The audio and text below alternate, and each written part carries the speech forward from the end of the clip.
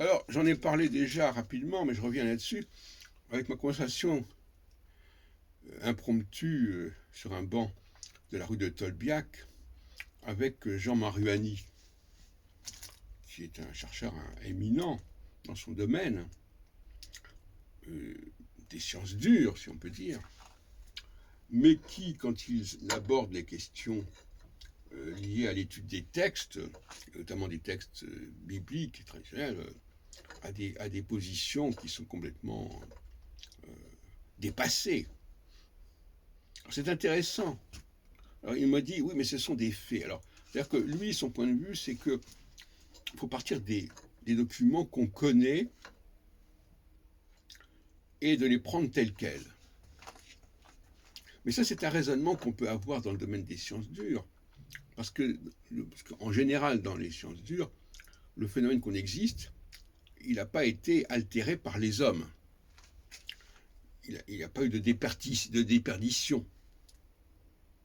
Donc, pas de problème. Le phénomène, il est là, on l'étudie, il ne va pas disparaître, il a toujours été là, etc.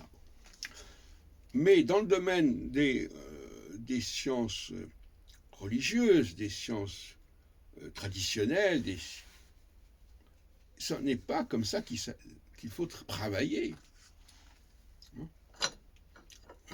Le document qui nous parvient, il souffre tôt ou tard, d'une manière ou d'une autre, de pathologie. Il faut le reconstituer. Il faut en faire l'archéologie.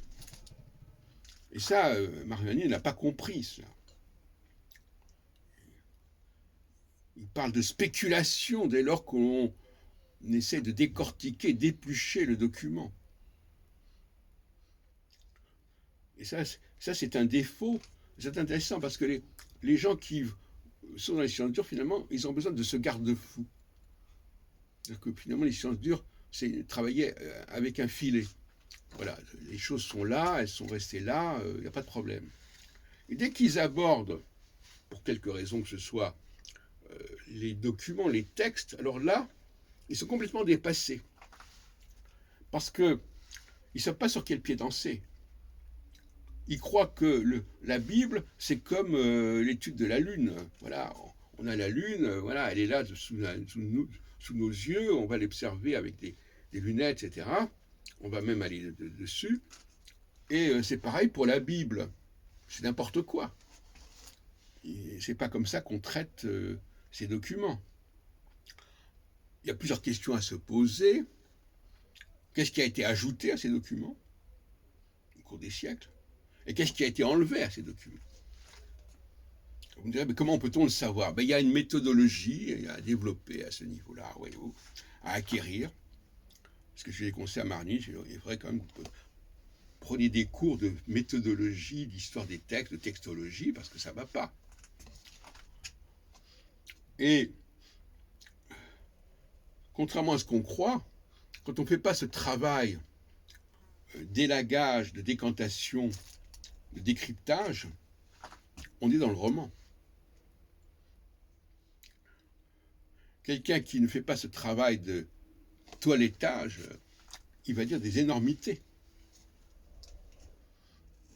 Et donc finalement, le grand problème, c'est que beaucoup d'historiens ont le schéma mental épistémologique des sciences dures.